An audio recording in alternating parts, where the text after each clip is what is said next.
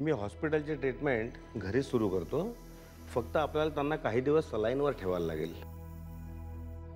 आता आपण काय करायचं? बाराम्माला कबुली जबाब द्यायला लावायचा. नीट बघ बाराम्मा, वेळ घे हवा तेवढा. येळ कशा पायी दौडायचा? हीच ती.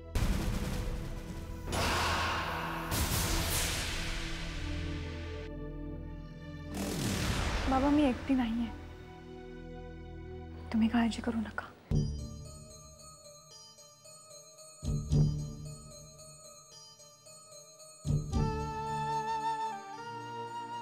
नमस्कार मास्तर. बोला, काय आज्ञा? आज्ञा कसली, विनंती आहे. मला माहिती आहे हे सगळं तुम्हाला गैरसोयीचं होणार आहे, पण मास्तर अहो काय गैरसोय आहे ते सांगाल तरी खरं. मी तुम्हाला फोनवर म्हटल्याप्रमाणे आपण आपल्यात झालेला जमिनीचा करार रद्द केला तर तुम्ही हे सगळं सिरियसली बोलत होता मास्तर? मला वाटलं 2 पेग पोटात गेल्यामुळे तुम्ही. खैरमोडे, तुम्हाला माहिती आहे मी पीत नाही.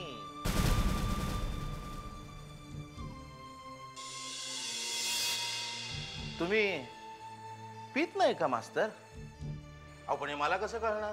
खैरमोडे, मी माझा अपमान करून घ्यायला इथं आलेलो नाहीये. मला एवढंच सांगायचं आहे की आपल्यात झालेला जमिनीचा करार रद्द समजा आणि माझ्या जमिनीचे कागदपत्र मला परत द्या. मास्तर, त्या जमिनीचे पैसे मी तुम्हाला मोजलेत, हे लक्षात आहे ना तुमच्या? आणि ते परत द्यायला मी आता आणलेले आहेत. तुम्हाला काय वाटलं हो मास्तर?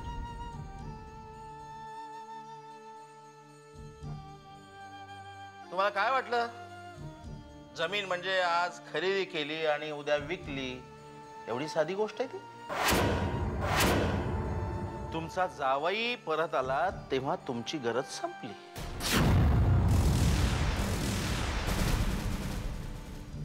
मी दिलेल्या पैशाची आता तुम्हाला गरज नसेल ही,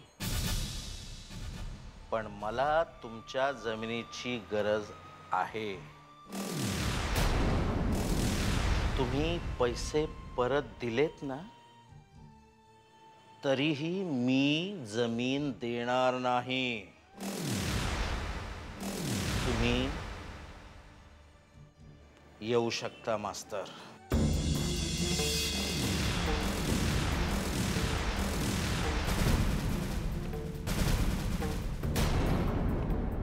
तुमच्याशी बोलायला माझ्याकडे वेळ नाही मास्तर. पुढच्या अपॉइंटमेंटसाठी माणसं खोळंबली आहेत.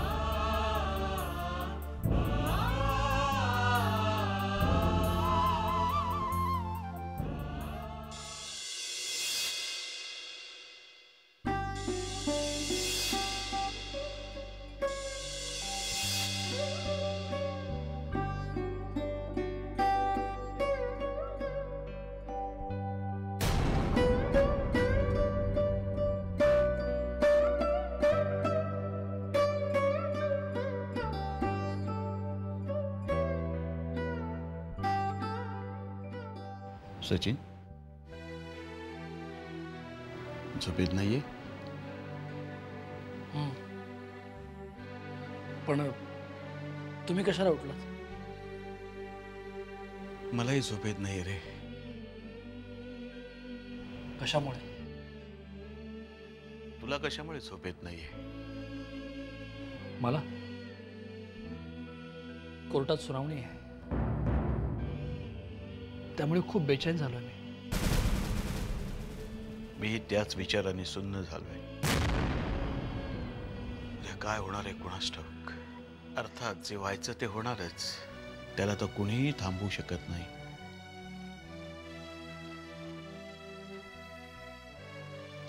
चल झोपण्याचा प्रयत्न करू. नाही बाबा, मला झोप येणं शक्य नाही. तुम्ही झोपा. अरे म्हणूनच प्रयत्न करूया असं म्हटलं मी. बाबा, तुम्हाला आठवतंय कुठल्याच परीक्षेच्या आधी मला झोप यायची नाही. SSC, ग्रॅज्युएशन, LLB, पुढे अगदी माझ्या लग्नाच्या आदल्या रात्रीही मी आपला असाच टकटकीत जागा, मनात फक्त एकच विचार,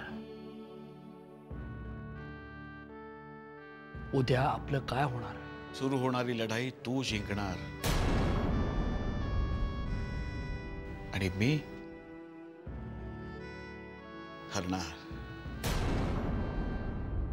त्याचा आज आपल्यावर होणारा परिणाम मात्र एकच आहे, निद्रा नाश. बाबा, माझ्या जिंकण्याला अर्थ नाही, तुमच्या हरण्यालाही. अरे नाही कसा, उशिरा का होईना तू तुझ्या बायकोला न्याय मिळवून देणार, ज्याचा खरं तर आता काहीही उपयोग नाही. मी मात्र हरणार. माझ्या प्रभाला न्यायाचा मार्ग मी योग्य वेळी दाखवू शकलो नाही. बाबा, काही बोलू नकोस, सहानुभूती तर अजिबात नको. माझ्यासाठी तीच शिक्षा ज्यावर हायकोर्ट लवकरच शिक्कामोर्तब करेल.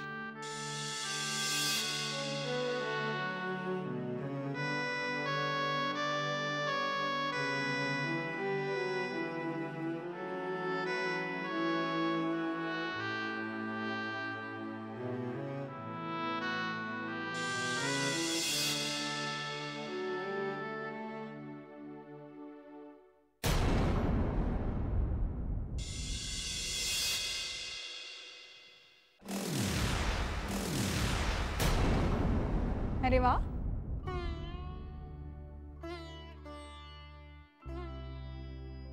कसं वाटतंय आता?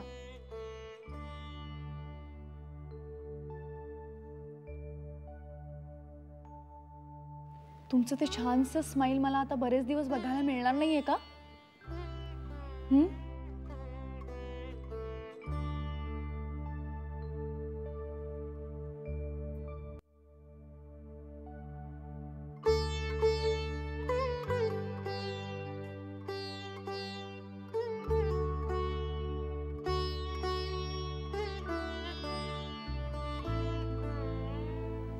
मला माहितीये,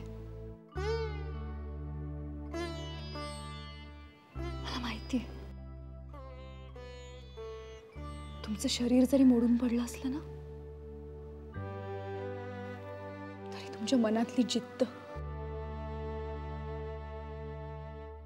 ती अजून तशीच कायम आहे. आणि तिला, त्या जिद्दीला कुणीही मोडू शकणार नाही कधीही.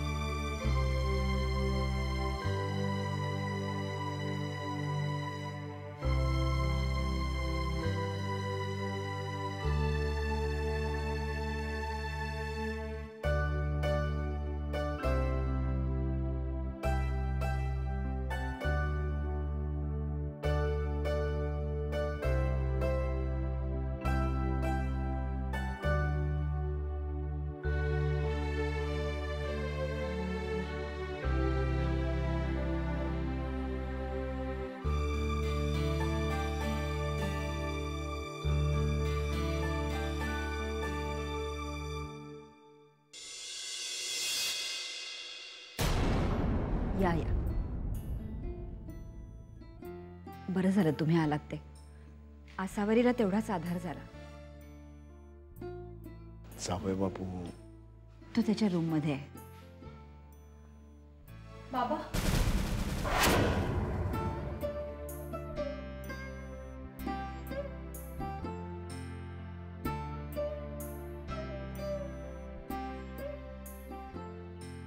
सावरे बाळा, कशी आहेस तू? बरी आणि जावई बापू कसे आहेत आता? बरे आहेत. बाबा तुम्ही बसा, मी तुमच्या चहा पाण्यात. नाही, मला काही नको. जावई बापूंना भेटू दे आधी बस. तू त्यांना आत घेऊन जा, चहा पाण्याचं मी बघते. हां,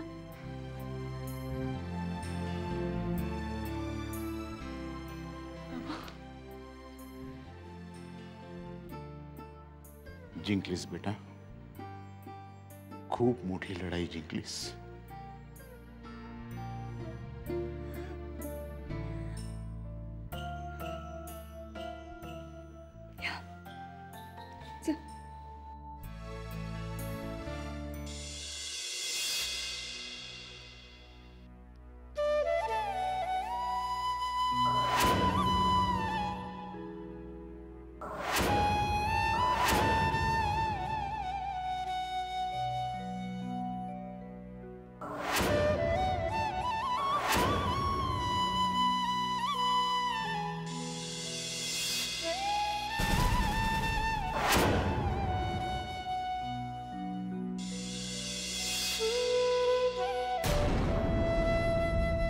सावरे, अगं काय हे?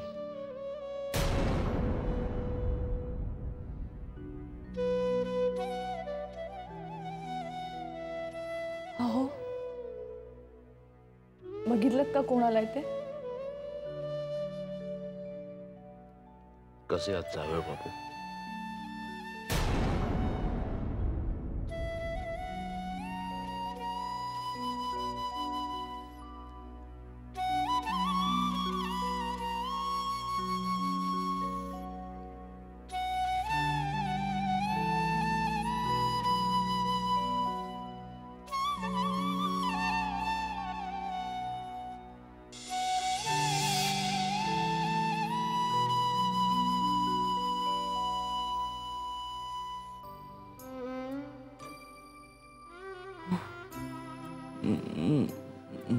मला मला माफ माफ करा. चूक झाली. चूक.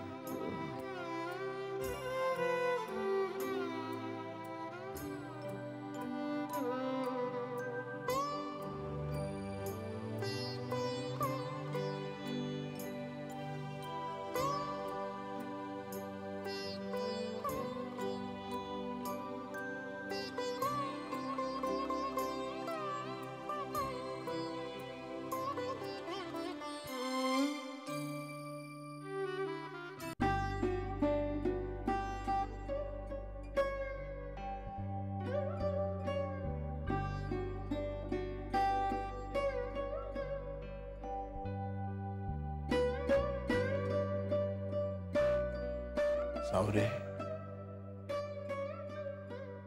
काय अवस्था केली ग जावई बापूंची. किती हाल केले त्या नराधमाने. अरे आता ते बरे आहेत बाबा, आधी बघायला हवं होतं. माणसांच्या हातून कळत नकळत चुका होतात, पण ही त्याची शिक्षा नाही. तुम्ही काळजी करू नका. मी हर्षवर्धनांना लवकरात लवकर त्यांच्या स्वतःच्या पायावर उभं राहायला लावेन.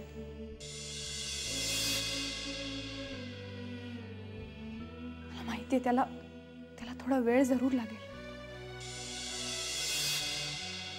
पण मी हार नाही मानणार. लवकरच आमचं बाळ या जगात येणार आहे. त्याचं बोट धरून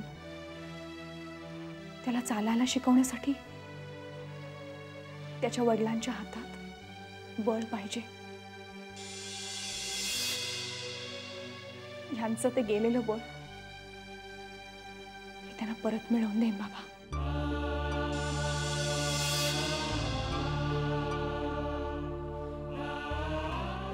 ते सगळं ठीक आहे, पण हे सगळं करताना स्वतःकडे दुर्लक्ष करू नकोस.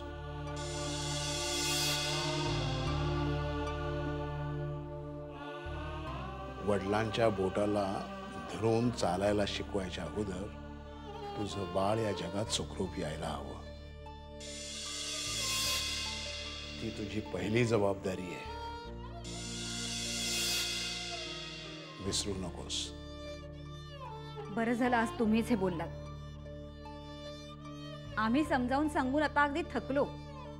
माई माई काय, आज सकाळपासून हिने नाश्ता सुद्धा केला नाहीये. सावरे, बाबा मी आता तुमच्याबरोबर काहीतरी खाईनच ना. हो बरं रघुनाथराव, तुम्ही आता जेवणच जा. नाही नको, मला माझ्या मुलांनी जी चूक केली त्याच्याबद्दल मी माफी मागते. हवं तर. नाही सुमित्राबाई, तसलं काही माझ्या मनात नाही आहे, पण नाही, तुम्ही जर जेवून गेला नाहीत तर मी असं समजेन की तुम्ही आम्हाला माफ केलं नाहीत. अहो पण बर ठीक आहे. मग मी तयारीला लागते. बाबा माईना मदत करते.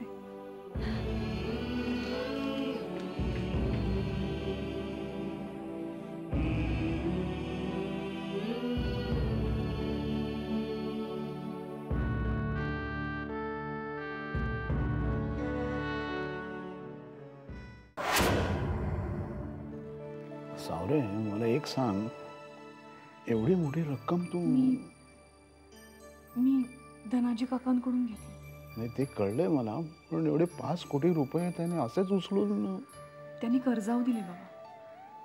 म्हणजे मी त्यांच्या त्या पांढऱ्या वकिलांना प्रॉमिसरी नोट दिली. सावरे, हे कर्ज आता कसं फेडणार आहेस तू? बाबा आतापर्यंत तरी सगळ्या गोष्टींमधनं मार्ग निघालाय, तसाच तो यापुढेही निघेल. सावरे, मी काय म्हणतो, तुला जर काही मदतीची आवश्यकता असेल ना तर मी तुला पैसे देऊ शकतो. एवढी मोठी रक्कम तुम्ही कुठून आणणार आहात बाबा? त्याचं काय झालं, तुला 5 कोटी रुपयांची गरज आहे हे जेव्हा मला कळलं ना, तेव्हा मी आपल्या शाळेचे कागद घेऊन त्या खैरमोडीकडे गेलो होतो. बाबा तुम्ही हे सगळं? ऐकून तर घे. तर ती जमीन मी त्याला विकली, त्याच्याकडून आगाऊ रक्कमही घेतली. पण मी जेव्हा इथं आलो ना तेव्हा मला कळलं की तुझ्या पैशाची व्यवस्था झाली आहे आणि तू पैसे घेऊन निघाली सुद्धा आहेस. मी ताबडतोब त्या खैरमोडीला फोन केला आणि त्याला म्हटलं की आपण आपला करार रद्द करूया. आणि तो करार रद्द करायला तयार नाहीये.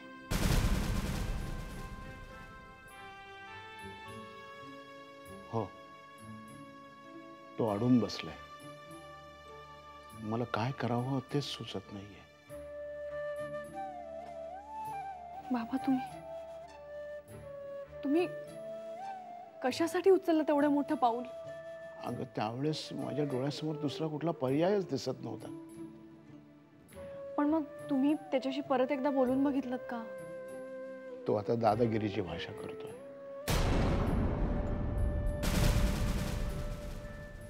बाबा मला वाटतं तुम्ही धनाजी काकांची मदत घ्या.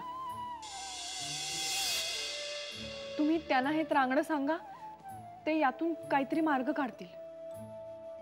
हं? असं म्हणतेस?